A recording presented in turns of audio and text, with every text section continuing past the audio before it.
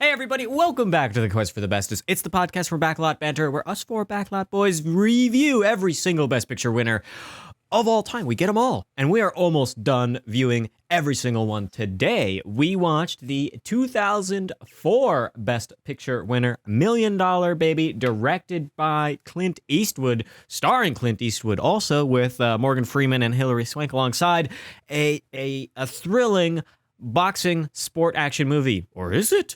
We shall discuss. We shall figure out what this whole deal of the movie is after I quickly remind you what we talked about last time, because we had a record-breaking episode last time. We found a new number one worst film. Number zero. the worst film Number on our bottom. list. The number bottom. Yep, Abram, you could tell where I was going with that. Cavalcade. We hated that movie. True. We hated that movie more than we hated Crash, which is from almost the same year as $1 Million Baby. But Cavalcade got a 1.1 out of 10, the lowest on our list at spot number 91. So we don't really think we're gonna be shaking up the bottom anytime soon for the end of the Not episode. a lot of opportunities to shake up the I shake up the bottom of the sincerely list. doubt that any movie we have left is going to be below that. Yeah, I think it'd that's be a tough to do cemented too. bottom Because spot. what score did that end up with? That ended up with 1.1. a 1.1. 1.1. That'll be hard to beat. At the bottom there. I recall that we were laughing at Crash, but I really don't remember any discussion of comedy in Cavalcade. So that's what you got to do to get to the bottom. But I suppose this film might go somewhere else. Who knows? We've got to Just to the discuss bottom it. of $1 Million Baby, you know what I'm saying? Before we do that, though, The baby's bottom. the baby's bottom is coming right up after these featured comments from Abram. Yeah, I actually want to hold court here in the comments section for a Alright, here moment we go. because there's three different comments, all fairly reasonably length from the Cavalcade episode that I want to talk about. The first comes from Nameless Anonymous, who simply says, "Hi, long time no see. Hope everyone is well." We're doing great. We're doing great. Yeah, Comment I'd say more. so. Good to hear from you. Good to hear from you. Quick shout out. And then I also want to use this next comment from John Tor 11, not take a pulse check of us, but take a pulse check of the show. Because our treasured son John Tor writes, to the point that we are trying to figure out what is next for Quest for the Bestest. John Tor says the following: a quest for all the best nominees. Yay, I'm on board. We all know that we want to see them anyway, so why not? It'll be a beast of a project though, but who cares? Or you could do a Hitchcock series. That would be great. I think for this, it is best to go in chronological order so we can follow how his pictures develops. Now, the point there being, we are trying to figure out, with only 3 more episodes after this one, what's next for Quest for the Bestest. We're thinking about doing all the nominees. We're thinking about looking at the body of work from a foreign awards body. Or we're also entertaining anything in between, as John Tor suggests The here at the idea end. So, of doing Hitchcock, the idea of doing some director canons, maybe a shorter series, one that doesn't take 3 years to finish. Sure. I mean, who knows? The ball Throw it out is... there. We're accepting any and all ideas. Call this section of time the quest for the Nexus, you know what I'm saying? Whoa! The Nexus. But the final comment and the proper comment, the proper reflective comment for the week comes from Max Fisher, who says, I don't mean to present myself as an apologist for Cavalcade, but I am a fan of the Noel Coward, who is an author of slight, fey, drawing room comedies about the smart set. I already don't know what he's saying, but I'm going to continue. This movie is meant as an act of British patriotism meant to celebrate the resilience of England's spirit. The key events held emotional power on their own and had strong resonance for the British people, so the fact that scenes did not portray the drama directly but allowed scenes to be a tonal comment is a valid choice. I do not like this movie, but I understand the context for its popularity. I don't live far from 10 Chimneys in the Summer House Escape, for Noel Coward in the Lent Fontaine's first couple of the American theater. I feel like I'm getting lost in the haze here at the end of this comment. Point being, Max, thank you for your quote-unquote defense of Cavalcade. Yeah. Somebody got to there. do it. I feigned boredom and sleepiness during that because you started mentioning British people, but you know, we don't have it. There's no British people in this movie. No. No. And I think Thank God. that's a perfect segue to maybe somebody feeling dangerous and want to take a stab at the plot synopsis of this film, maybe enter into the gladiatorial combat ring and figure out literally what happens before we dive into our thoughts on the movie. Yeah. This is actually the second boxing movie we've gotten the pleasure of talking about here on the Quest for the Bestest. Obviously, the one before that is Rocky. I made the joke to Tanner while we were watching the movie. I'm like, this is like if Rocky won Best Picture, you know what I'm saying? Wasn't really that funny, but I thought it was at the time. But Million Dollar Baby is the story of a man named Frankie Dunn, who is a boxing coach. He runs a gym. He's getting up there in years, and he loses his prime fighter to another manager, and he has to find another one. And so reluctantly, he slowly starts to take on the training of a young woman named Maggie Fitzgerald, or maybe not so young of a woman, maybe a little bit, She's in his eyes, too 31, old. Tucker. Oh my god. In his eyes, too old to start boxing, but he does it anyway. They start building a bond. You've got Morgan Freeman as Eddie Scrap Iron Dupree in the background. That's a character name. And a number of other supporting characters as we follow Maggie's rise to stardom and from a very short boxing career and her, I would say, very swift end to her career as she is knocked asunder in a title shot match, breaks her spinal cord, and is paralyzed, and then dies. And this movie is just the sharpest up climb you can get, and then the sharpest down climb you can get. Did I miss anything? Any other points in the story? I don't really think you missed a whole lot. There? But No? Tucker, who murdered her? It's a real whodunit of a film. Not really, no. no. It's very clear, of course. No, but this is a real downer of a film towards that third act there, of course. And if I can go into my thoughts on the matter, Please do. Tucker enlightened me to, and I think at the end of the episode, last episode as well, that he loved this film. So I had high expectations going in, and those expectations were met, I would say. I enjoyed Million Dollar Baby. I think everyone in it is quite good. I think that Clint Eastwood shows a strong directorial hand here. And having not been super familiar with Hilary Swank, I know her as an actress, of course, but I haven't seen a lot of her work. I was really impressed with her performance, and just really all around pleased with this Best Picture win. Abram, what did you think? I feel like I have really complicated feelings about Million Dollar Baby because I think it is a good movie. I think it's probably a very good movie, but I have pretty significant issues with it, and some of them are just inherently subjective because I don't really like what the film has to say. I think that it's sort of lens into gender and lens into success and various things are definitely a product of Clint Eastwood, you could say. So I have to acknowledge that there's a divide between how I personally feel about a lot of the film's contents and the execution of the film that I think is, on the whole, pretty good. But I do take issue on more of a script level, opposed to a message level, the positioning of Clint Eastwood's character. I am not really a fan of how central he becomes to the narrative, even when I feel like the narrative is no longer his. Sure. But on some of these points, I'm willing to be swayed and hoping to be sort of talked through because, frankly, I do think a good portion of my disconnect from this film is that I simply, personally, don't like it on a sort of messaging level. Okay. Well, I'm interested to talk about themes. That's sort of become the main focus of Quest episodes in the last year or so. We've sort of really started hammering on the themes. I think there's a great aspect to sort of drill into with this film because I don't really know what I think about this film's thematics. I'm certainly interested to hear what you think because my thoughts on this film come from the everything else other than the themes, which, as I said, I haven't really thought too deeply about. It's the editing, it's the performances, it's the script, it's the bond between the characters.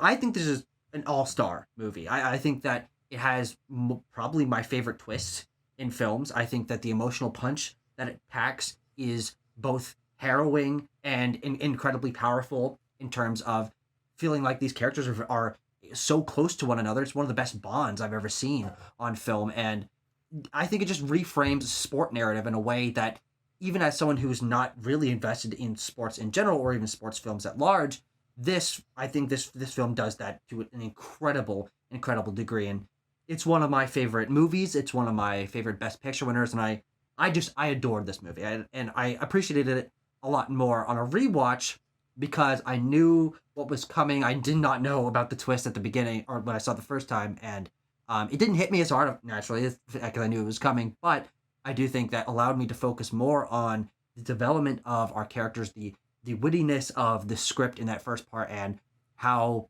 powerful that ending is. I love Million Dollar Baby. I think it's phenomenal.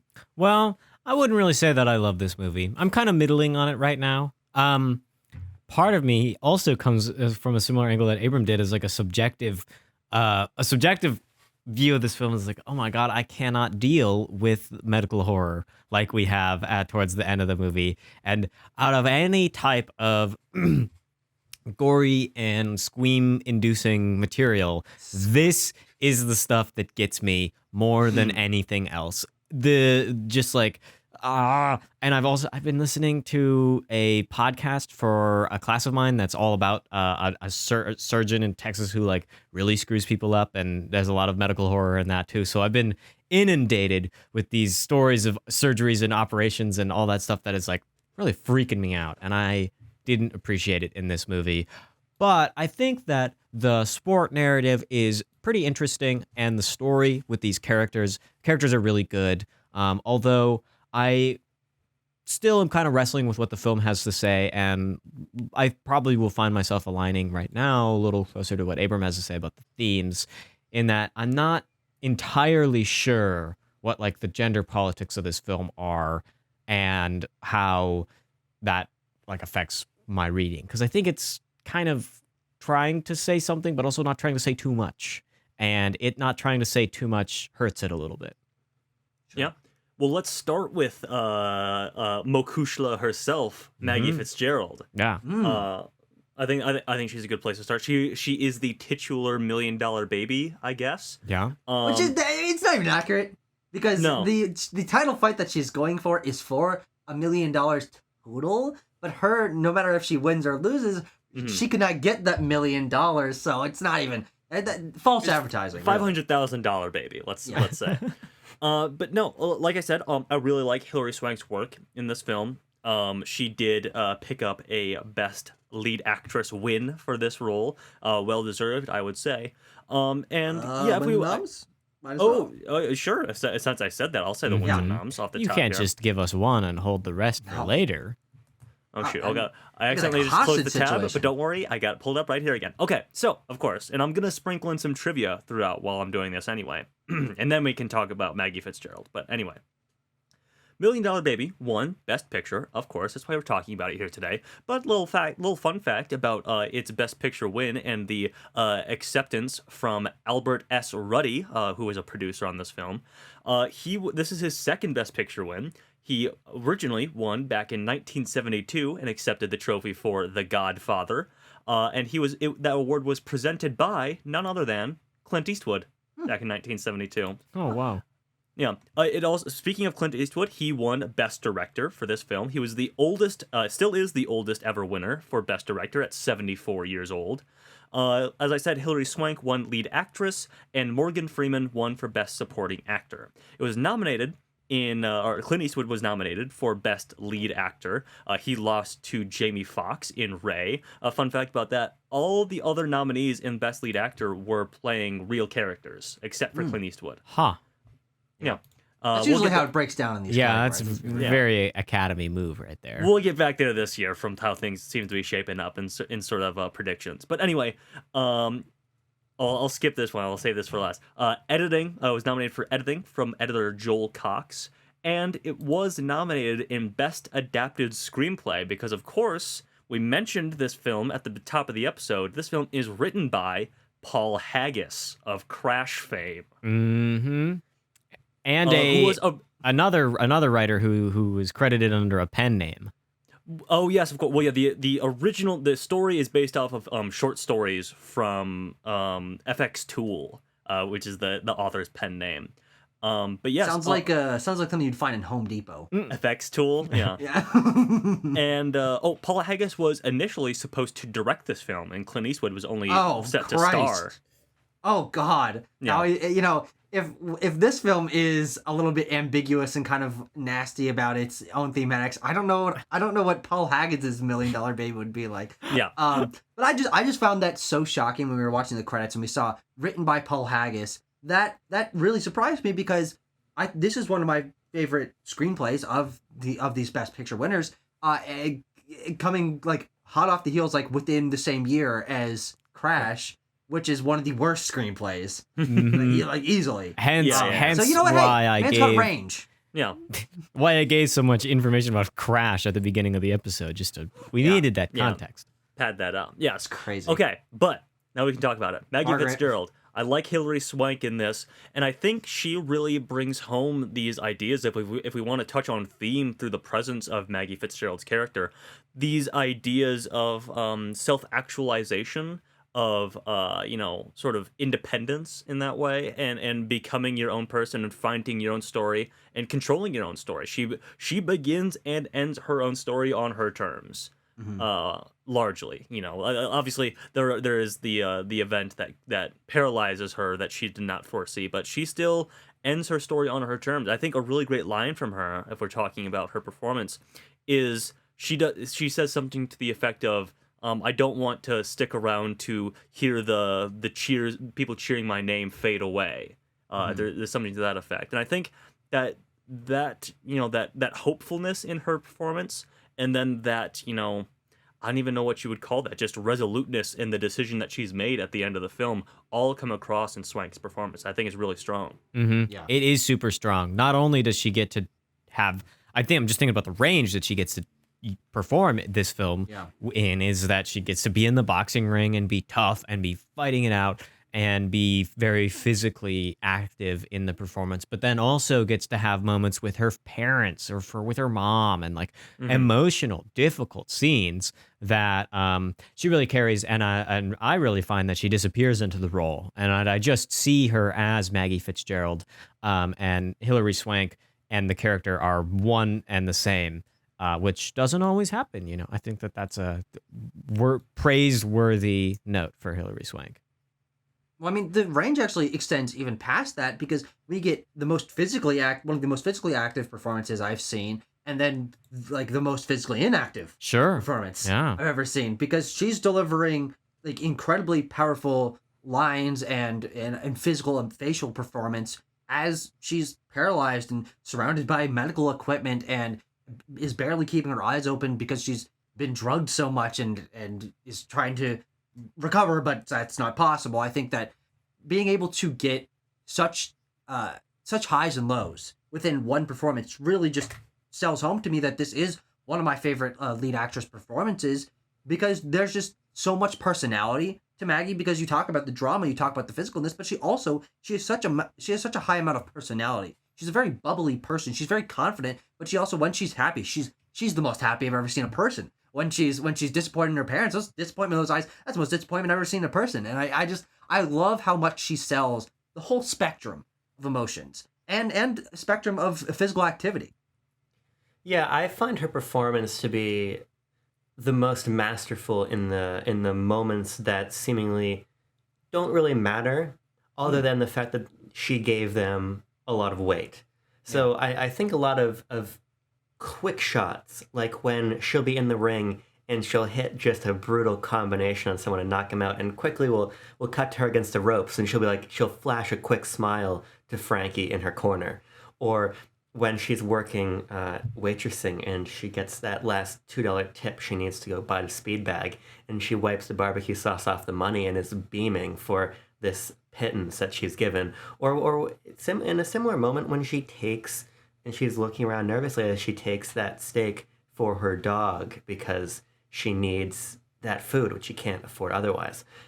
It's in these small character building moments that she just elevates them so far beyond like a character note to a real beat that's full of a lot of life. I'm talking about a second, 2 seconds of screen time. And so to me, that's really the sign of a masterful performance, on top of the fact that, yes, she's a badass in the ring and she brings this emotional weight to the scenes, as Timo was saying, not to reiterate all of that, but it's those small details too, those little flourishes she puts on moments that I think just put this performance I agree with you, Tucker, in the realms of the best leading actress performances I've ever seen. Yeah. Swank actually did put on 20 pounds of muscle for this role through You training can tell and stuff like that. So yeah, she's she- ripped when she Yeah, takes she- off her shirt, and then you're like, Yeah. wow, she's fucking hit the gym. Yeah, she is built out, and as well, if we want to talk about like the just the physicality of those boxing moments, I love that she is believable all the way through because obviously all the training that she did for this film preceded the filming, but she so believably sells this person who is like just learning the basics of it, to the point of all the way to that title fight essentially at the end of the film or towards the end of the film. So yeah. It really is a masterful performance when it comes to physicality and just straight up performance. Mm-hmm. Yeah. I'll give us the connecting tissue. Her performance shines even more when she's with the other star actors of this film, which we got two of them that she gets to play off of. And as you were saying in your intro statement, Tucker, I agree with you that between Hilary Swank and Clint Eastwood is a chemistry that's undeniable. It's powerful, it's palpable, and that really does elevate the film and bring this very strong emotional core. Of course, the twist totally like recontextualizes their relationship, but without knowing that, as I didn't for the whole film, it still is just like it's a relationship in which we don't see all the foundational notes. We don't see like every single thing that has built up to make them so intimately connected, but we still like understand and feel that. We've seen just enough that we can understand how they are, but then the way that they act around each other definitely makes me believe that these two people are kindred spirits, basically. Yeah.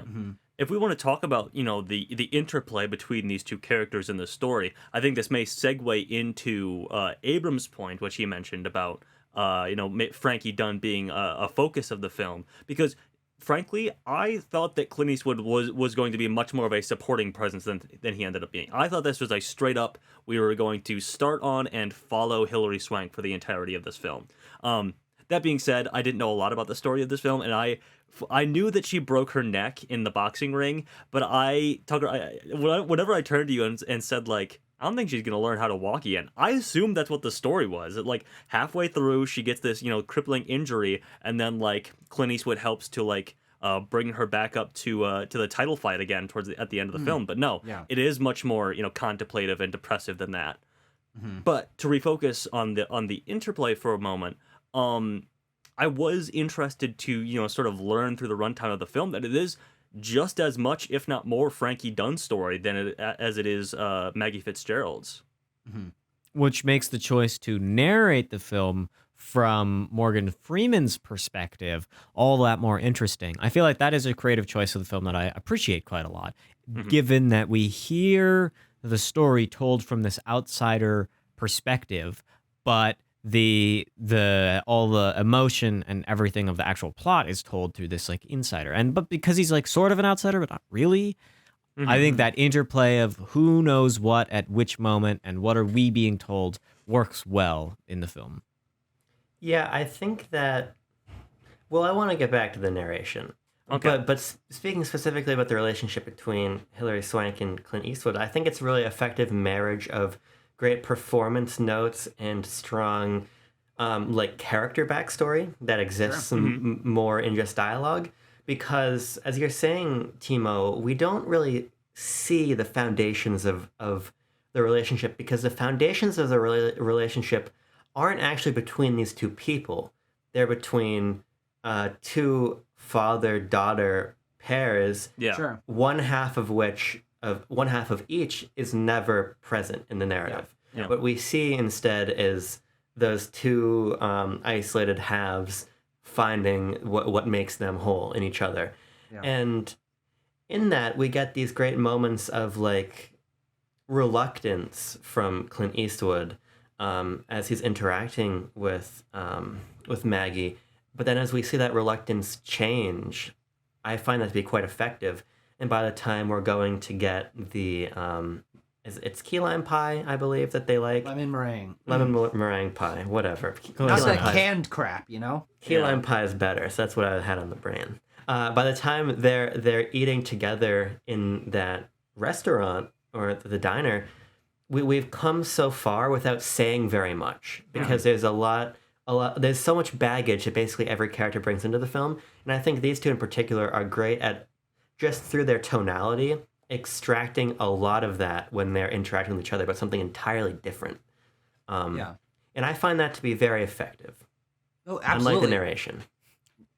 We're gonna actually. I think that's a very interesting point to drill in right after I reply, give my thoughts. But I think that much like the range that we see out of Hilary Swank's performance, and I think also Clint Eastwood's performance as he goes from the most like curmudgeon motherfucker at the beginning to the end when he's being like a very caring father figure to Maggie, is the range that we get through their relationship, because they are close to polar opposites at the beginning, and Frankie's doing his best to push Maggie away, and basically any possible turn he's like, I don't want you here, I don't like you, get away from me, I can't take this. I don't teach girls. Yeah, of course, that's his mantra over and over again. But the way that they, I think, very slowly and very naturally come to be that two parts of one whole is so believable that it makes every emotional beat, especially in the last half of the film, because I think it's about the halfway mark, if not a little later, that they really do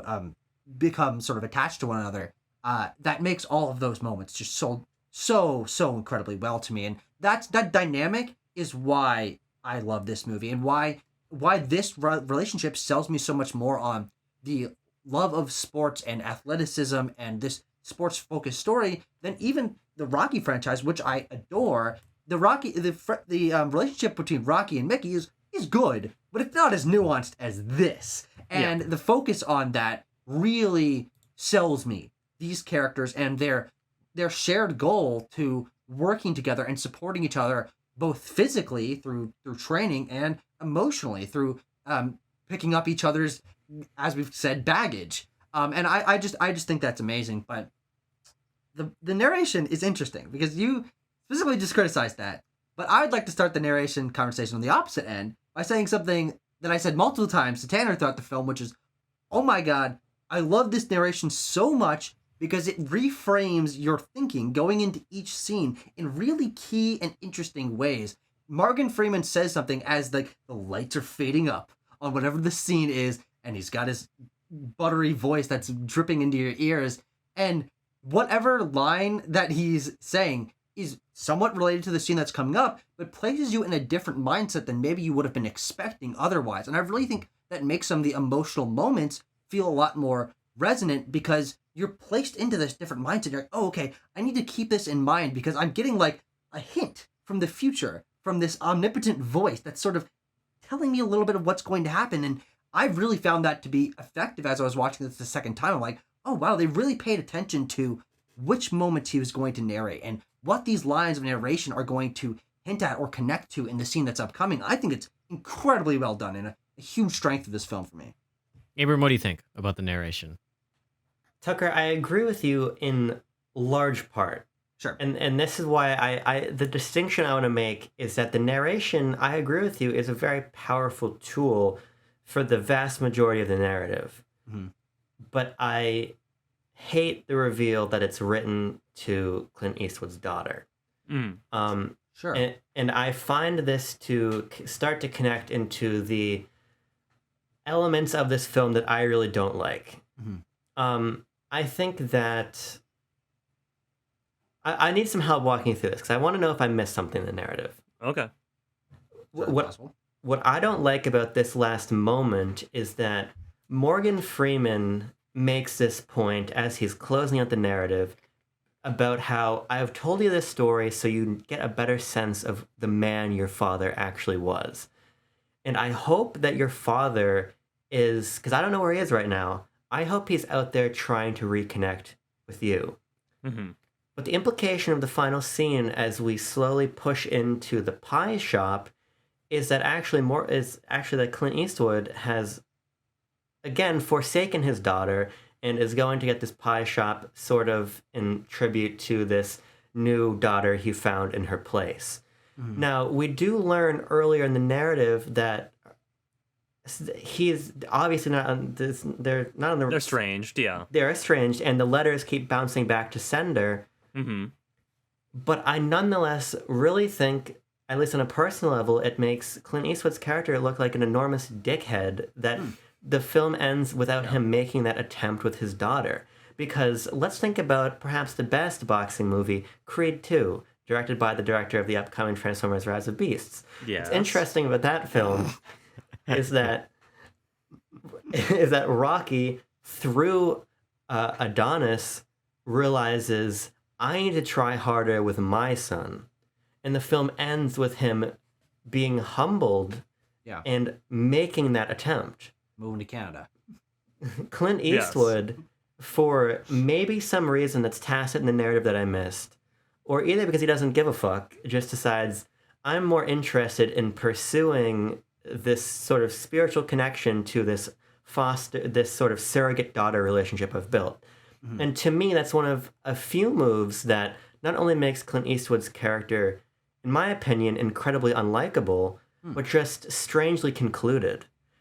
What do you guys think about this relationship with the daughter? I thought that, I'm going to be real with you, I thought that the implication was that Maggie Fitzgerald was his daughter, which, after you explain it, doesn't make my reading of it makes zero sense at all. But she remembers her dad. She remembers her father. She remembers her father. Yeah. gross misunderstanding of the ending there. Yeah. But Now, who would Morgan Freeman be writing to? She's dead at that point. How would Morgan Freeman know? So that made the ending a lot more confusing to me. But now that Abram has explained it, it makes a little bit more sense. But it does, like, then what is he doing out there? That's because I'm like, oh, he's at the shop that they went to together. Like, there's a, like, I think it is confused. You just did not understand what was happening, which is, honestly, I don't even know how you made that mistake. But what I read out of this ending is nothing as heavy or as impactful to my thoughts on the characters as it is to you, because frankly, I don't really think about that ending. When I'm thinking about the ending of the film, it's him, not sacrificing, but ending Maggie's life, and that is euthanizing her, I guess. I'm using I don't know if it is. Is that not right? I don't know. Let's roll this back. We get the point. We know what happens. We know what happens. That is what I see as and you're right that there is this tacked on element, but I do think that maybe if I'm to read it in a little more, not necessarily charitable, but in a light that makes it less heavy on especially Frankie's character, is that I don't think it's necessarily that bad of a thing if he leaves the narrative not having reconnected with his daughter, because as we've seen, the pushback goes both ways on that. And I would kind of read into this thing that his daughter doesn't want to see him anyway. He found a relationship that filled that void and made him content with that hole in his life, and that the implication of that it being narration written to his actual daughter is just because Scraps has more faith in their reconnecting than I think Frankie does. And I think that just makes him a complex character. I think that, yes, that's not a great thing that he doesn't want to reconnect with his daughter, at least as far as we know. But because the bond between him and Maggie is so deep, we know he has the capacity for that. And I just think that maybe he's content with that. And I don't know, but I just don't necessarily think that makes him a giant dick. I just think it makes him like a guy with a flaw. And so I don't like take that as umbrage to why I shouldn't like him throughout the rest of the film, because what we've seen otherwise is him supporting a woman's growth as a person, being a strong father figure to her, like taking care of her while she's down. Like that's all good things. And that one note at the end just does not sour my view of him, even though you might be right. Like it maybe is like a negative look at this guy, but I just think that's complexity. I don't see it as necessarily like he's a bad guy. Yeah, I mean, Abram, I think you bring up a good point. Is that it would be, a easy tee up and home run to like have him reconnect with his daughter. At the same time, however, I don't know if that is entirely what Frankie Dunn's arc is in the film, is a reconnection with his daughter. I think it's more of a personal lesson that Frankie Dunn needs to learn in this film, because much like the other works of director Clint Eastwood, I think it's a story of redemption for him, in a learning moment where he needs to. Frankie Dunn is this character who is very protective of people, but goes about it in his own way. And that way is to basically not say anything to them, to sort of shut them off when it's convenient for him, and to like go out of his way to make decisions for them that he feels are protective of them. We see that, of course, when he refuses to let Mike Coulter's character Big Willie take the title fight. I saw everyone smirk when I said Big Willie. We can all wait. We can. It's okay. But yeah, and that's of course his relationship with Maggie as well. Is that she is like bucking against his protectiveness at every turn, because she knows what she wants and she's very resolute in what she wants, and that is just antithetical to Frankie Dunn's way of operating with a boxing student of his. So at the end of the day, yeah, I mean, I think you're right that we could have had a Creed 2 ending here for Frankie Dunn.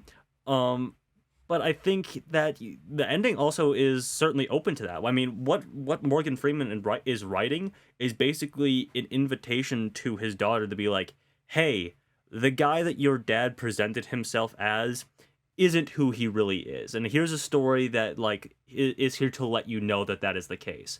It's, it's... And if we want to really drill into the concept of Frankie and his daughter's relationship, it is like informational towards her to be like, hey, if you ever want to like take steps to reconnect with your father, he's changed now. He's changed because of this relationship that he had with Maggie Fitzgerald. Mm-hmm. And I think, sorry, Tim, I don't want to cut you off. Well, I think, Tanner, you hit it at a very good point about where the meaning of this film is. I struggled after watching the movie because I've been watching all this like ideological nonsense films that like very proudly wear what they mean on their sleeve, oftentimes in the form of an armband with a little circle and a fancy. Too many Nazi movies I've been watching for class, but.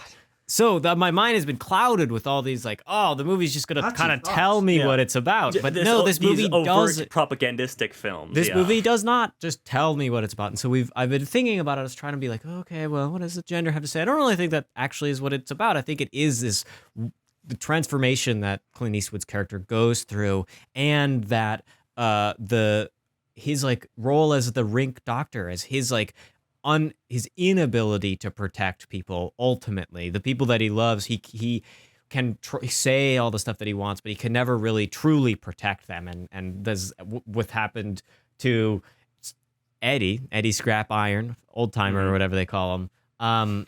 He lost his eye, and Maggie ends up losing all her mobility and her life. So some of the meaning to me now becomes how does Clint Eastwood react to this, and how should we as viewers think about like, well, I don't know. I don't actually think the film says anything about boxing, like what happened. Like, no. I don't think it says anything. It's not really. It's like uses boxing to tell a story, but I don't think that the film is at all interested in making a commentary on the sport of it. Which well, I yes and no.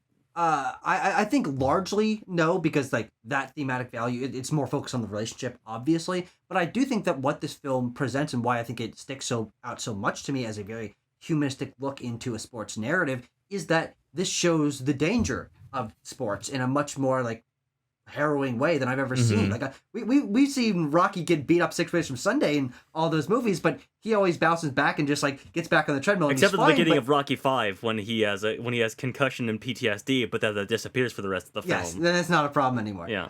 But is that these kind of dangerous actions can happen, and you don't see that very much. Like this is the most like blatant, like people can get so hurt in this that their life is just entirely screwed up. And just focusing a film's narrative on that, or at least having that be like one of the most significant parts of the film's narrative, I think implicitly does say something about the danger of sports and protecting people from other people. This is why the rules are in place, not hitting someone while you're supposed to be apart. Like those sort of things are implicitly in the story. Especially because you don't see those very frequently in films, and I think it's a very important part of the film's narrative. Quick shout out to the scene where Maggie breaks her nose and Clint Eastwood has to quickly and covertly reset it, and he puts the two cotton swabs up her nose, and he's like, sniff these, and she sucks the cotton up into her nose to stop it from bleeding. It is quite grounded in that sense, and grounded, gritty, and graphic. 3G. And the whole time I'm like, yeah, exactly. I hate watching that screaming. stuff. I hate watching that stuff. We'll talk about it.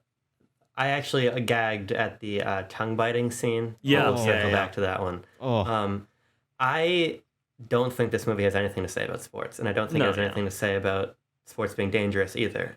And the reason I feel that way is because the narrative, in my opinion, tells us as much. After we're sitting down to dinner at ringside, and we get a remark from Maggie to Frankie of, so what happened to that girl I beat the shit out of? Uh-huh. He's like, oh, she's got a ruptured eardrum and a concussion. And Maggie says, do you think I should send something? And Clint Eastwood's like, well, first she says, well, is she really badly hurt? And he says, well, would it matter if she was? And then when she suggests, should I send something? He makes this flippant remark about, well, you should just send her your check. She'd appreciate that. I don't think the film cares that people get hurt in sports, because ultimately she didn't get CTE built up. She got hit with a 1 in a million dirty shot that paralyzed her for life. That was also helped out by the coincidental tilted over chair. That's like, the conception of this injury is a little far-fetched in my mind, but I buy it for the purposes of the film. Yeah, I agree with you, Timo. I don't really it's oh no, she's gonna fall right. And the onto filmmaking of it, it telegraphs exactly what's gonna happen, 30 seconds before it does, and I'm like, yeah. But ultimately, I don't really care, because it's a vehicle for a lot of really compelling stuff that follows it. Mm-hmm. But again, I don't think that's not a sports injury. That's sure, that's true. That was an illegal shot into a 1 in a 10 trillion lifetime paralysis move. This film is about something, and it's not that. And Clint Eastwood said it. And this is where we really start to get into the stuff about this movie that I don't like. Clint Eastwood says that $1 Million Baby is about the American dream. He has said that.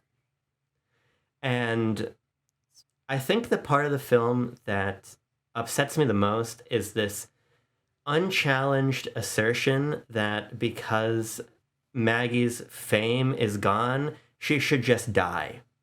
I mean, that's what the film says. Mm-hmm. Yeah. All of her dialogue is that my fame is gone. What else do I have? And Clint Eastwood's character, again, and this goes to how I don't like how his character ends up, he says nothing. Assisting her suicide is an opportunity for his character to overcome a personal issue of his own. And it doesn't really have anything to do with Maggie, ultimately, because the narrative is too focused on Clint. And at the same time, the theme of the film, in my opinion, or not even in my opinion, in the plain text of the dialogue, is that when you're hot, you work hard, and when you're hot, and the American dream gives you a bunch of shit, and if it gets taken away from you, there's literally nothing else to live for. Yeah. And at a certain point, if if I disagree with the themes of your film, it doesn't make your film worse, but I do think it makes your film, on a subjective level, distasteful in a way. And I do find the message of this film to be distasteful. I don't know if I agree with you mostly, but I don't know if your reading of the end is exactly how I would put it. I think I come to the same conclusion, but I think I read it not as she's no longer famous, but she no longer gets to do what she loves to do and what makes her life worth living in her own mind. That for her, boxing itself is what really makes her super happy. Remember the scene when Clint says that she can do the title fight, and her first reaction is to woo whippy, jump around boxing in her apartment like that. That's her fun response. So while I agree that the dialogue and the reasoning in that scene seems to indicate it, I don't want to hear the crowd cheering fade away. I want to know what my name meant. These are things that are associated with the fame. I still believe that the underlying reasoning is that she is, her passion and her drive to live, which is boxing, is extinguished, and in some sense is the thing that killed her. Yeah. I mean, it's what The reason I think the fame thing reads into it a little bit too far is because I don't think that's not what the film is focused on for our character's goals. She wants to be a successful boxer, but it's not fame and money that is her drive. She gives away her money to her family. She buys a house for her mother. She's always saying, "Oh, I'll give you more money. I'll give you more money." She's not trying to become what Rocky does in like Rocky 3 when he's like living in a mansion with a robot butler. She is still in her like one room crappy apartment without a TV. She's not a fame hungry, power hungry, money hungry person. She wants to be seen by people. She wants to be treated with respect, and she wants to be successful at the dream that she's been trying for, basically unsuccessfully and with like no real training and just like kind of punching a bag for like 6 years of her life. And that passion that she has for it, and like what gives her life meaning, when that is taken away, I think through the characterization of her and her goals, that is absolutely why she wants to not to give up living. Like there's no Clint Eastwood offers the opportunity to go. He'll pay for like college courses for her. She wants to go continue her education, but her life has lost meaning because her physicality was her strength. And I frankly am pretty surprised by your reading into the fame aspect of it, because I don't think that's a part of Maggie's character whatsoever. See, before Tanner, you respond, I want to cut you off again, as other people have been doing. I do it enough that you're allowed. Every once in a while, we Because- can do it. We've banked some up. Yeah. The balance of scales. I agree with you guys in part. And this speaks to a larger issue that I have, again, with the narrative, in that Clint Eastwood's character and the larger situation narrative can't get out of its own way. Because in the second half of the film, it's most powerful to me when Maggie is interacting with her family, when Maggie is at the center of the narrative. But I think that, as you're saying quite rightfully, the love of the sport is what drives Maggie. The second half of the film, I don't think is really driven by that, because we get what feels like partially on a dime when Clint Eastwood decides, I'm going to put her up for title fights.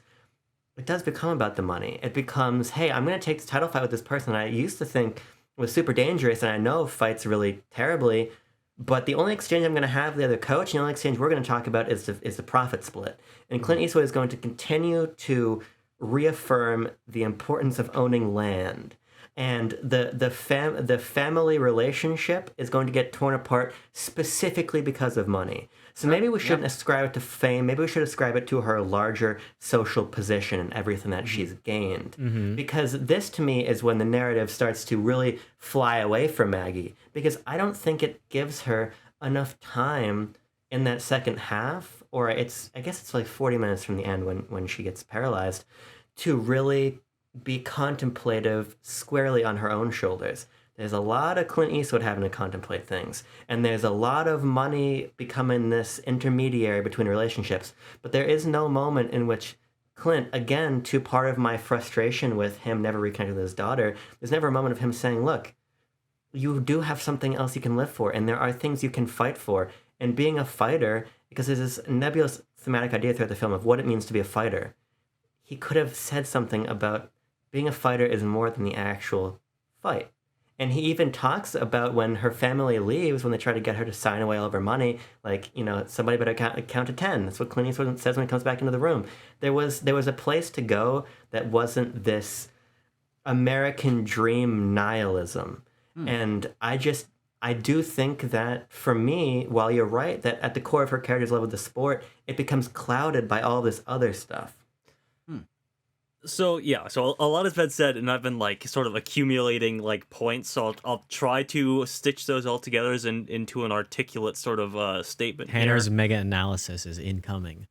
But I think Abram is right, and yes, Clint Eastwood has said that that this movie is about the American dream, and we cannot sort of entirely forget the political leanings of our creator here, Clint Eastwood. True. Talking to an empty chair at the Republican National Convention in 2012. We all remember it. But yeah, and there are, to Abram's point as well, there is this, like, if you want to think about it, it's really weird where they're like, the poor characters are like welfare cheats. Oh yeah, and, her mother's getting out of single prison character yeah. note is that she is a welfare queen. Yeah, I was like, exactly. this is a total 2000s core movie. Welfare queen is not a contemporary concept anymore. Yeah, it is a real Reaganite sort of reading of poor people. So Clint Eastwood, we get it. We get it, Clint. Okay.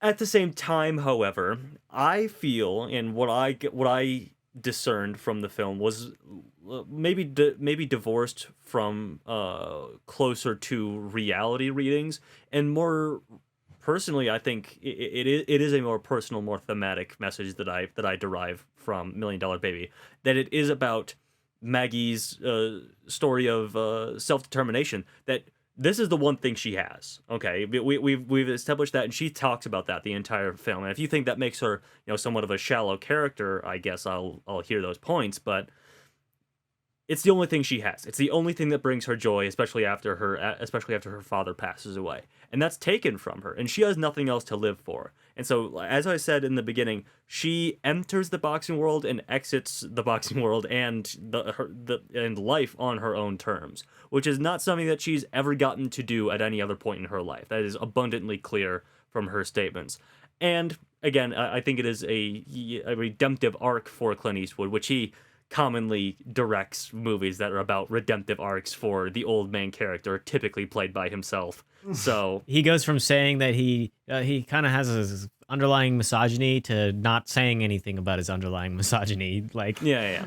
But also, and I just want to shout it out, I mean, this movie is also about like a man who's having like a crisis of faith, and who is in the middle of a lot of personal crises, and who is sort of like covering them all up with this grizzled exterior that Clint Eastwood is famous for, of course. So I think it is, it is a personal exploration that he has in each of his films, including Million Dollar Baby. And that was really only a point so I can shout out this one line that I love. That just like hammers me in the heart.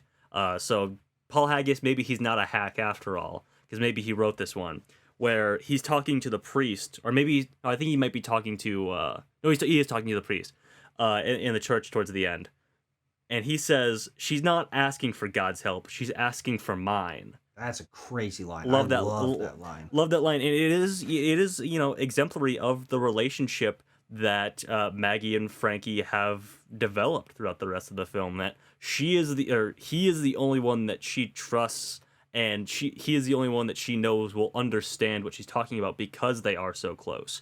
And of course, there's copious and drawn out moral arguments about euthanasia, and is it okay for someone to say they want to end their life on those terms in that position, that we will not be getting into in this Quest episode, I anticipate, but those arguments can be made, and the things that Abram was talking about with these political readings of the film can also be made, and I think they are quite valid. If I can also just ground my reading in a little bit more textual work also, I think part of the reason that I really have a challenge with the idea of this, of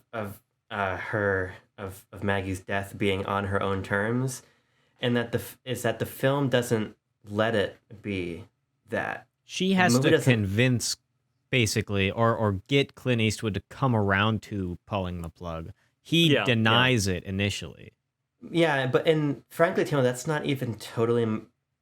Well, that's part of the larger issue that I want to talk about. But as it relates to this specific thing, the fact that the film doesn't end on her, to me, is a visual storytelling decision that undercuts the value of her, of Maggie ending her life and her story on her terms. Because bringing it back to the frame narrative of Clint Eastwood and the pushing on the pie shop, I mean, you can make an argument that the pushing on the pie shop has more relationship to Maggie, but nonetheless, I think that if you really want to sell that this film is about Maggie, the film needs to end in that hospital. But it doesn't. And I think it speaks to Timo's point, and another disconnect I have from the narrative is that I just don't think that this movie should have been as centered on Clint Eastwood as it is. because it, to me, takes away some of Maggie's power, and it makes this notion of her coming into boxing, coming into the world and leaving the world on her terms, a little bit less potent. She doesn't convince Clint Eastwood that she needs to be trained by him. She just persists in the background until Clint Eastwood finally takes notice of her. And it's not even like we really get to see her devising this strategy of how, I'm going to stay here and they can't kick me out or anything. It's, well, she's got my speed bag now and I got to go talk to her. And I just don't like this framing. Oh, I disagree there. I think it's less Sure. of a we wait until Clint Eastwood notices me. I think it's more of a I'm going to make sure that he cannot ignore me. I think that is definitely Maggie's She's modus adamant operandi. and she's consistent. Like I think that the framing of around Frankie's character is, I think you're right. There might be a stronger narrative about female empowerment about this character, who frankly is more unique through the eyes of Maggie rather than Frankie. I think that's a hypothetical other narrative that I'd love to see, and I think that there's certainly a possibility it could be better. But I do think in terms of the film being divided between 2.5 stories, because we also do have Scraps thrown in the mix, and he's got a good amount of backstory and a great amount of screen time and all of that.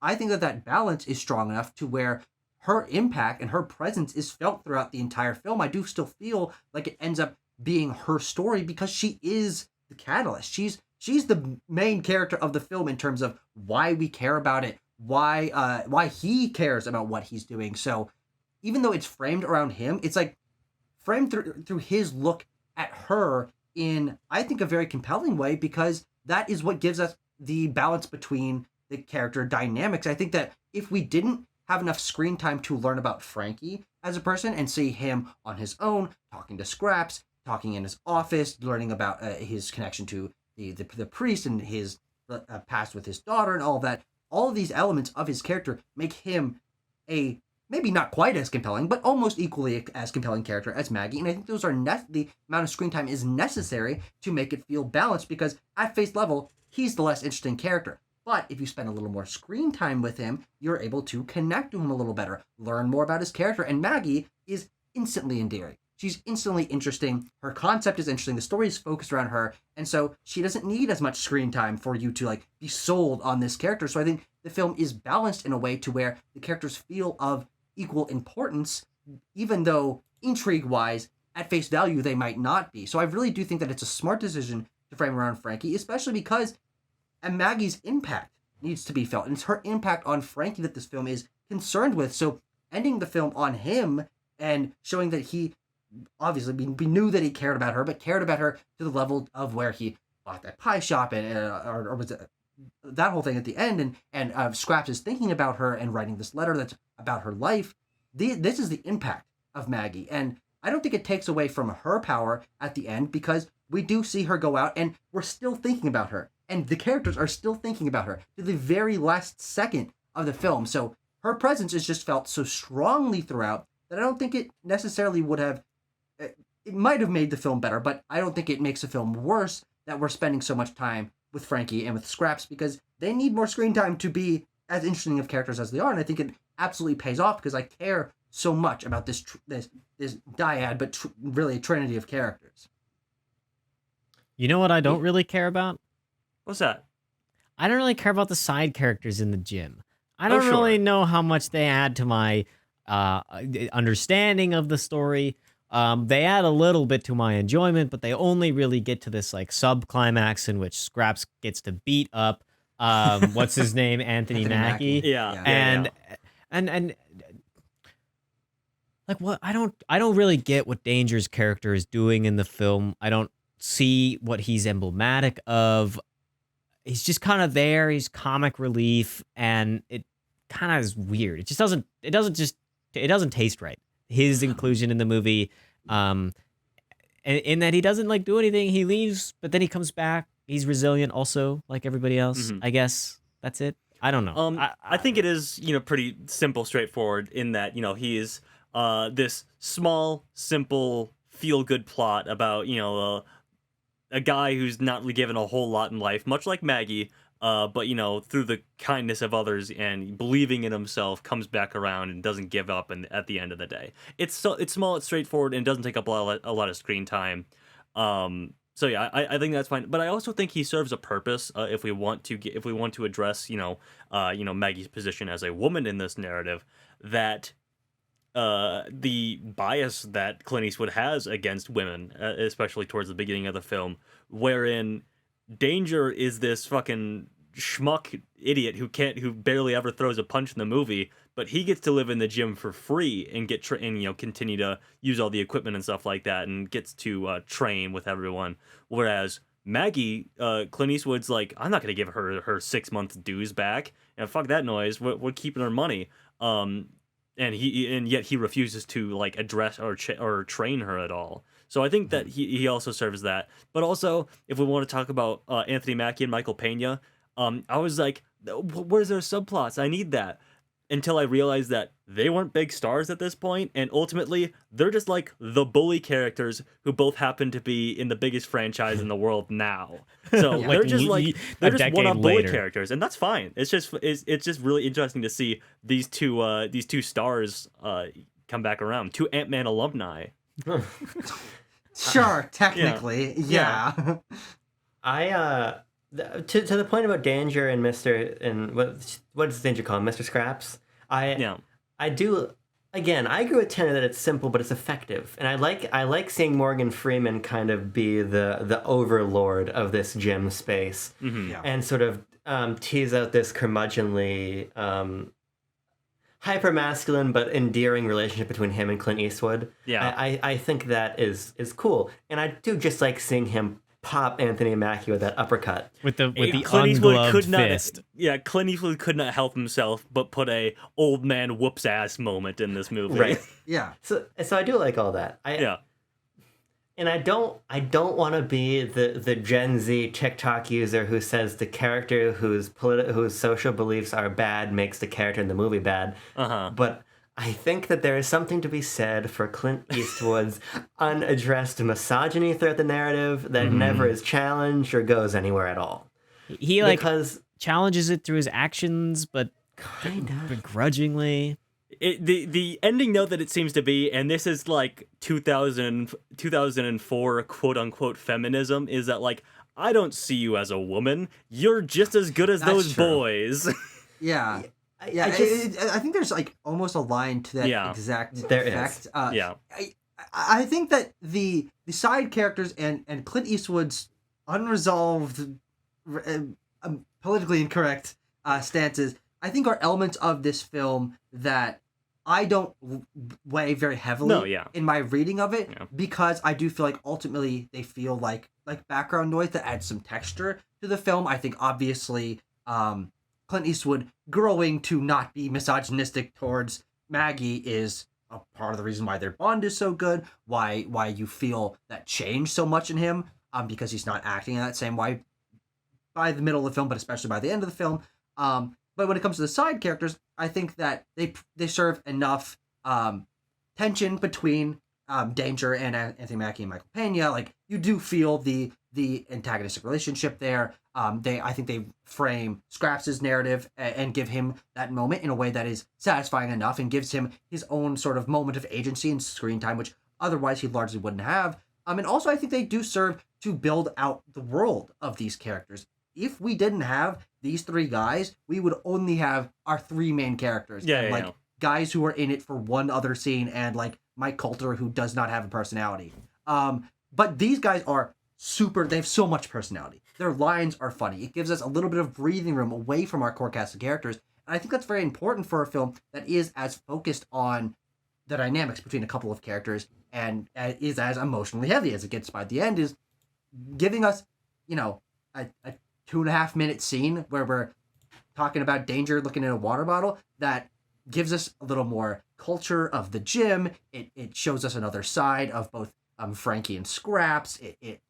I think that there is a very important inclusion, because taking a breather, I think, is very nice in a movie like this. And I also think they just offer so much humor and like heart to this film. Even Anthony Mackie and Michael Pena, they're the bully characters, but like they bring this extra dynamic of kind of weird fun to the film, and I just think that all these elements are I think they can be read as a little bit strange, but the pros easily outweigh the cons in both of these circumstances for me. Yeah. Go ahead, Abram. Yeah, I mean, I agree with you, Tucker. I think that, and you can't claim to analyze film without discussing setting as a character, and I think that this film's Jim is it's a character. It is. But I like that we come to really learn it. We come to learn that office space. We come to learn Scrap's bedroom. We come to know where the heavy bags are, and we see what it's like when people enter in the morning. I agree with you, Tucker. Even if it's only there for world building, it's very effective world building. So I do enjoy whenever we take a digression there. Just need to make one more point about Clint Eastwood's handling of women in this film. Though. I just have to, because part of my Clint issue Eastwood should not be handling women, and No. for that matter, neither should Morgan Freeman. No. Oh, no. But I just, because there's a line of dialogue that's been sticking with me, and it goes back to why I think his lack of attempt with the daughter and the weird sort of melting of misogyny down into we don't see you as your gender, mid 2000s political statement, is the line about how Clint Eastwood's daughter used to be athletic and he doesn't know if she is anymore. Because it feels like the script is missing a trick here of he doesn't want to train Maggie because he tried to train his daughter and he pushed the daughter too hard and it fell apart. Yeah. Or something. I just think that there are these seeds planted that could interlock ideas a little bit better. Sure. Yeah. And I think that you can get that reading from that line, frankly. But I also think the clearer reading is, especially when he was younger and even into now, all Frankie cares about is boxing, and that's what pushed his daughter away. He only cares about training up his fighters, getting them to a title fight. So that's like when he thinks back to his daughter when they were kind of close before they totally became estranged. That's like the one thing he kind of knows about her is that she true. did sports, because that's the only thing that he really cares about. Mm-hmm. sure. Yeah. I see And what if I can just go ahead, Abram. go Timo. Well, Okay. yeah, you go, because you Okay, want to yeah. finish what you have to say. No, Because I want to levy one more criticism, and then I've got an entire different facet of the movie that I want to praise, which is how the movie's actually made. yeah, me too. But I again, because I feel like you guys are right in that I didn't make the example of her persistence attracting the eye of Frankie was probably not the best example at that point I could have made.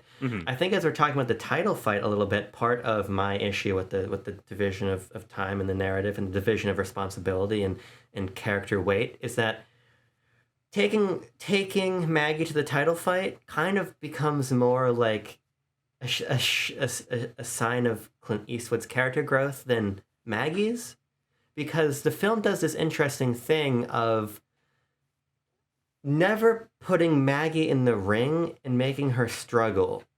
Even in her first fight, when she's getting her ass beat, the solution was to have Clint Eastwood come in and impart some wisdom, and then she knocked the girl out in 15 seconds flat. We never see with Maggie a climb to the title fight.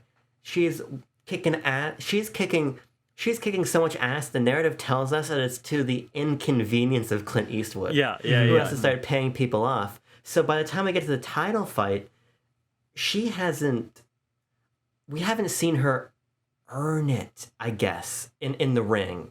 But what we have seen is Clint Eastwood make a decision that he couldn't make in the past, which is to bring somebody to a title fight. Now, I'm not implying in any way that, she's a Mary Sue, because I'm not a fucking stupid Star Wars YouTuber who knows what that means. Yeah. But You are stupid and a Star Wars YouTuber, but And you did just use the phrase in a correct context.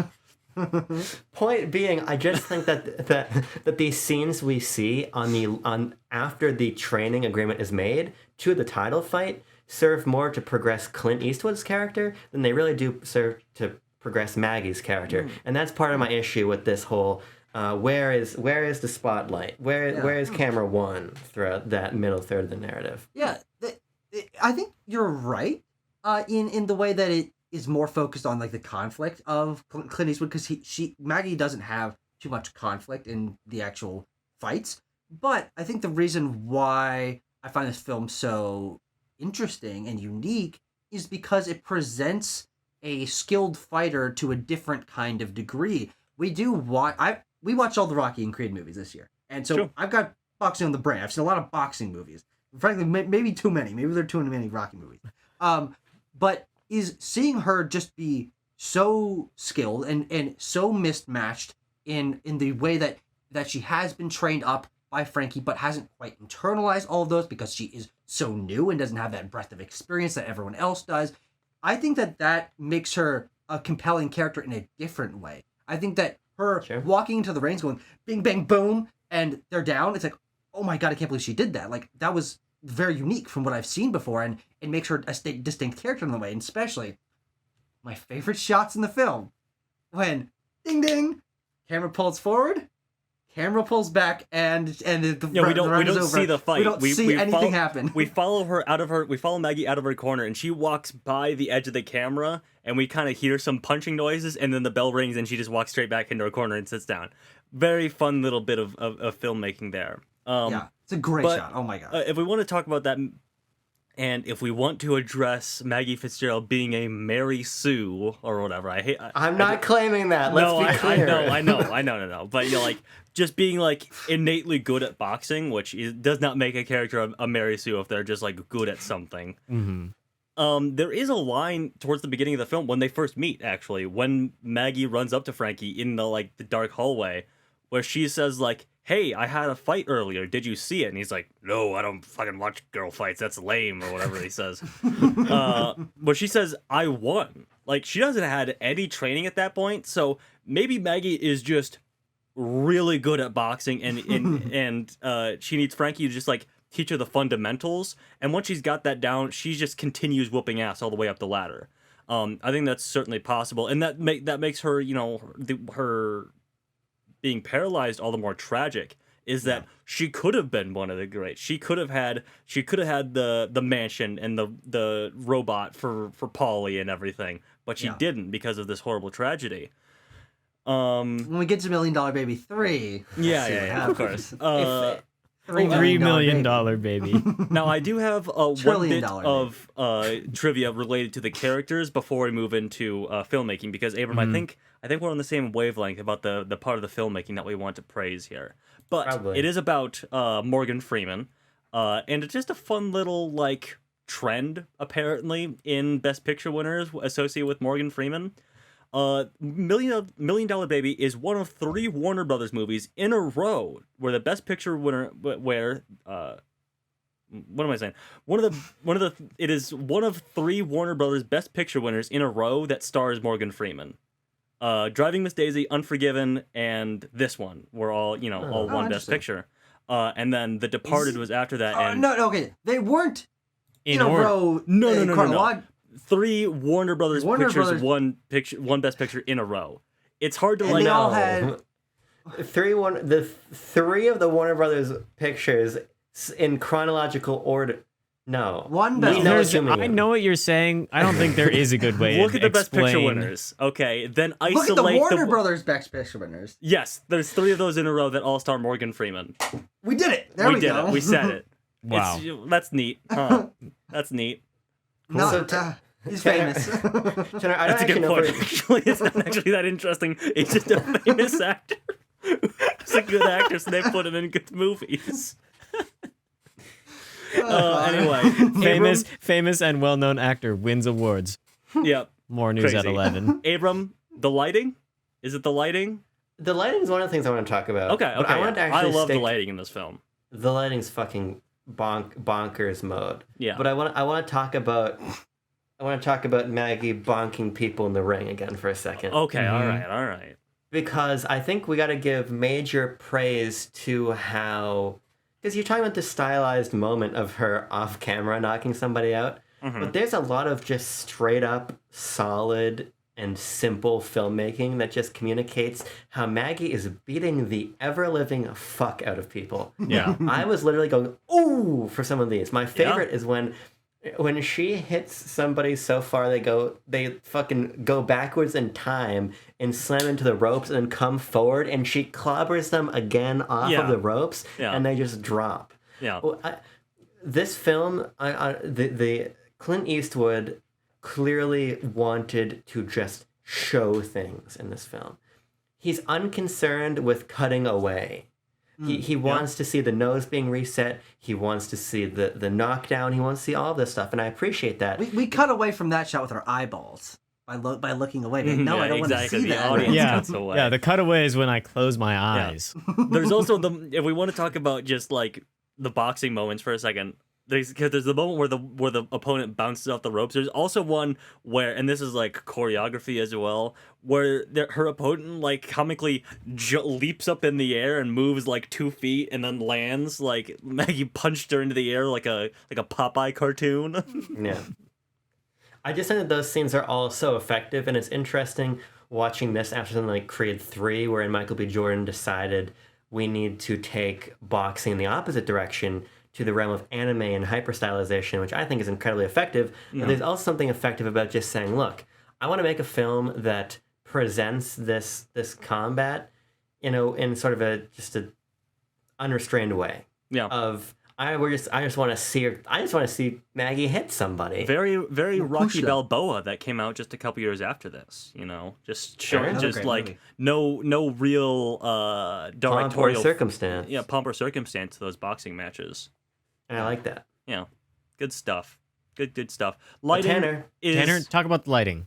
lighting goes nuts in this movie. By the way, It does. Like, it's the very first note that I put down in my notes. I was like, that lighting is crazy. And then continually through the film, it's because it's all these like all the settings just serve themselves towards this like really expressive low light naturalistic sort of lighting scheme. Like German expressionist kind of. Yeah, I it's guess like- so. it's like- But toned down. unironically. I don't think you're that far off. It's just toned down. It's modern expressionist yeah, lighting. sure. Yeah. It's, Like- it's much more grounded in realism than expressionism, than like out of this world expressionism, because we're in these like very simple settings where it's like a darkened gym or like the cement tunnels under an arena where the lighting would be like that, and Clint Eastwood plays with that and how he displays our characters and when they fade into darkness and when they come back out into the light, or when we need to dramatically walk up to Maggie training in the gym and we're like shrouded with a slanted line of darkness across somebody, So and then they cool. Oh, yeah. walk out. There's just Every a lot time- of that. Every time I'm doing lighting design nowadays, which has been happening more recently in the past couple months, but is I always be adding rando, unmotivated, unjustified hard angles of shadows. Maybe like, we just need a random light that just kind of is like a big beam that shines sideways on this person for some reason. And it's like, Yeah. it doesn't matter or affect or come from anything real, but it looks cool as hell. And usually it has something to say about the characters too in this film. Yeah, it My- is harsh in that way. It's very gritty in that way, and I think it sort of choreographs and telegraphs the moody nature of the film, the depressive nature of it. I love the shot. I love the wide shot of Maggie in complete silhouette working the bag. Yeah, the I think silhouettes too, that's yeah. Beautiful. The lighting here is really exceptional. Yeah. I think this movie is just much. It's very simple, as we talked about in its like camera movement and and general framing and stuff. But it does play with lighting and the movement of the characters in such interesting ways that I do think it is worthy of that Best Director win. I think that the way that we're able to learn about these characters, the film feels very focused on them, and we have that lighting element, we have narration, which does feel very distinct. There are enough unique touches here where I'm like, someone had a real creative hand in creating this, and it's easily my favorite Clint Eastwood movie because I do think that it has such a unique spin on it. It's not playing with Western tropes as so many of his earlier films did, but playing into the elements that we know that he's passionate about, whether that is something like the American Dream or having old guys being badass. Like these are elements that Clint Eastwood is very passionate about, but I think they're presented in a much more like digestible and believable light here. We talk about all these themes and these things that one explained to me. I'm like, oh, actually, that I don't quite agree with that. But The characters are just presented in such a believable and endearing way that I'm focused on their dynamics. I'm in the shoes of Frankie and Maggie as the film is going on. And I'm like, oh shit, she's making it to the title fight. Oh shit, she just did that. Oh, their dynamic or their bond is deepening here. Wow, she just got paralyzed. Oh my god, I can't believe this is happening. I am sold into these characters so hard that it puts me into movie brain and not movie analysis brain. And I think that is the key of good storytelling, of good filmmaking that pulls me into its world. And I feel myself like struggling to separate myself from like being in the world of the movie to be like analyze it on a more critical external level, because I am so like magnetized to the world the film creates, and that's why it gets such a higher score, as it will get such a higher score for me than you guys, because it is a film that I feel impacts me so hard emotionally and does exactly what I love about films and presents complex character dynamics. And I just find it to be such a compelling film that I find it hard. It's so compelling I find it hard to analyze. Yeah. If that makes any sense. Tucker, harkening back to our film theory class, talking about how he's talking about suture exactly, and how you're just cemented into you're really connected to. Dude, the I world of the film. just learned about suture like last week in film studies class, man. Well, You didn't watch Rear Window and talk about suture, Timo? I No. thought everybody did that. No. What about for any classes? Really? What about the 1993 film Suture, starring the Allstate guy? Anyway, Tucker, I agree. I think that despite all the flaws that you can levy at it, and I think I will also be keeping those in mind, that Clint Eastwood can just make a goddamn compelling film when he really wants to. Don't watch Cry Macho, it sucks. But I feel the same way about Unforgiven, in that, if you remember all the way back to the Unforgiven episode, I was like, the ending of the film sort of betrays this like redemption arc that Clint Eastwood's character is going on, because it turns into Clint Eastwood doing his badass old guy Western stuff again. But at the end of the day, it's goddamn compelling when he does it, and it's compelling filmmaking, it's good filmmaking, and it's good screenwriting from that angle as well. It makes damn sense and it compels me. Yeah, exactly. The opposite of the old Benoit Blanc chestnut. But yeah, I mean, that being said, I still think the performances are very strong here. I think that the filmmaking from sort of technical levels is very strong. One other lighting thing that I want to talk about, because this is maybe like a film where like the lighting stood out to me the most. I can't really think of another example of that where I'm like, the lighting is so good in this one. It sort of like has this noir feeling to it as well, with Morgan Freeman's narration and like the turns of phrase he uses. Like he describes Maggie's hometown as somewhere between nowhere and goodbye. Like that's just such a good line. Like a noir turn of phrase, and we have this harsh lighting and silhouettes and stuff like that. I think there is a lot of creative. Some wounds are too close to the bone. Exactly. it's all stuff like that. I think there's a lot of creative vision wrapped up in $1 Million Baby, and I think Clint Eastwood is good at bringing that out. He's good at bringing out these very moving performances out of himself, out of Morgan Freeman, out of Hilary Swank. And the overarching character arcs of redemption for Frankie and for self-actualization even through tragedy for Maggie, I think is very strong still. So, yes, good movie, but certainly has its flaws. Yeah, I think that you can't be a bad filmmaker and make a scene that makes people like squirm and want to close their eyes like that.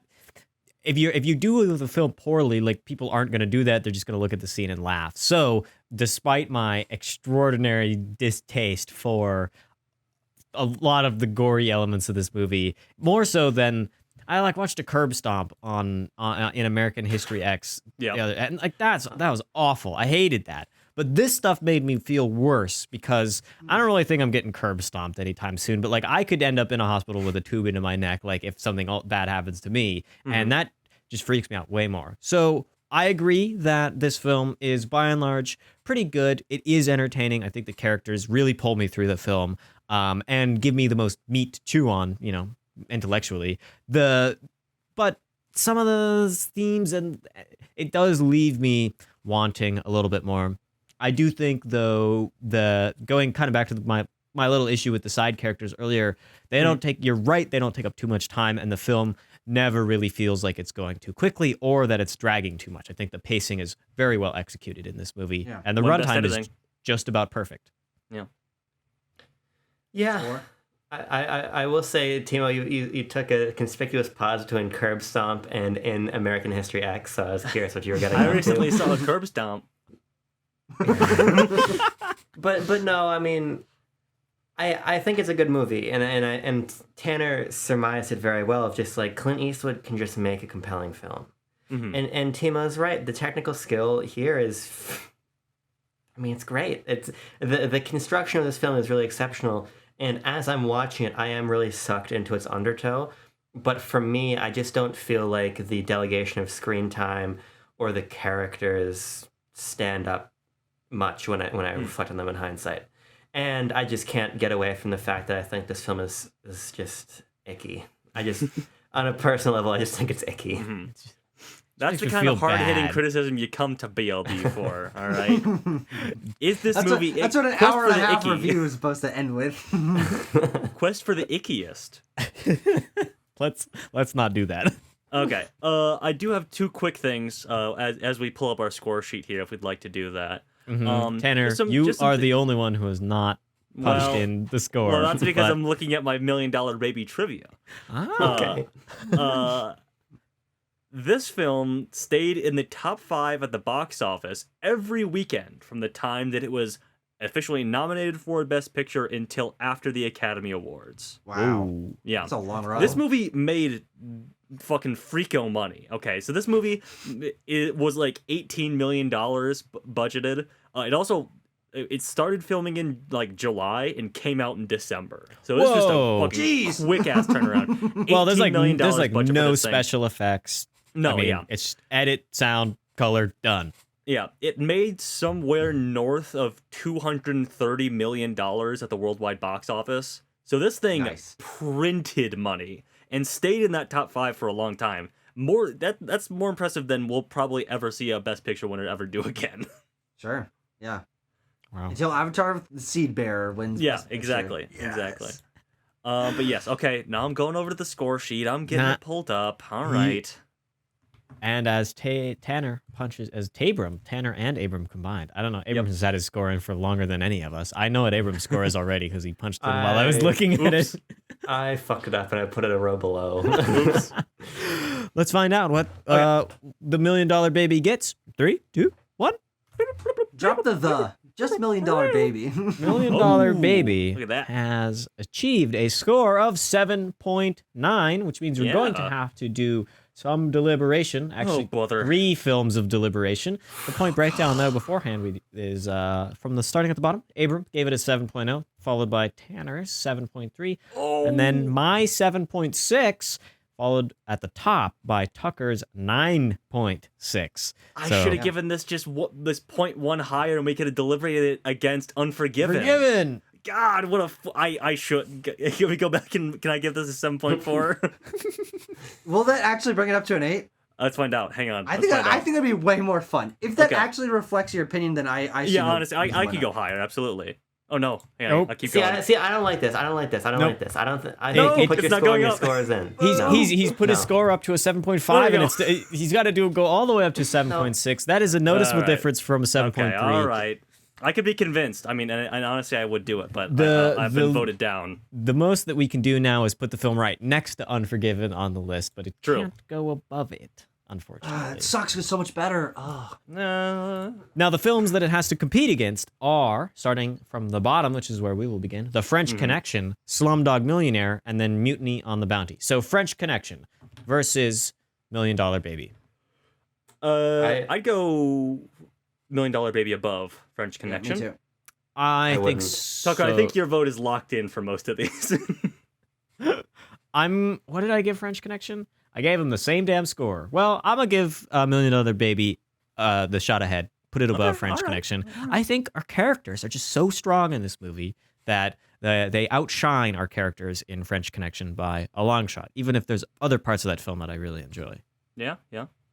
Next up, Slumdog Millionaire. Million I v will- million. What do you say? True. Who's got the stronger million? I'm gonna go $1 Million Baby above this time as well. Me too. I go Slumdog above.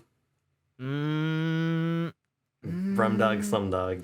Brumdog, Now it comes down to me once again. What do I think? Well, I gave Slumdog Millionaire 0.1 score better than I gave, both French $1 Connection and $1 Million Baby. There's a lot of movie names in my head right now. It's hard to keep straight. Here we go. Clint versus Danny.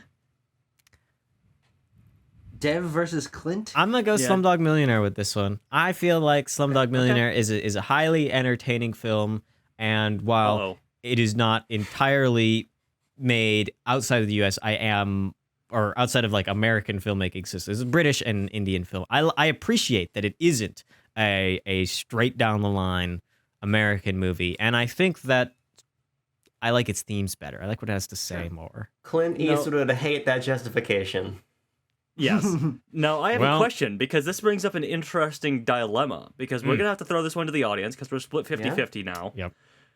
But it could still climb... I guess, Abram or Timo, would you guys put this above Mutiny on the Bounty? Yeah. No. No? No from Abram? Timo?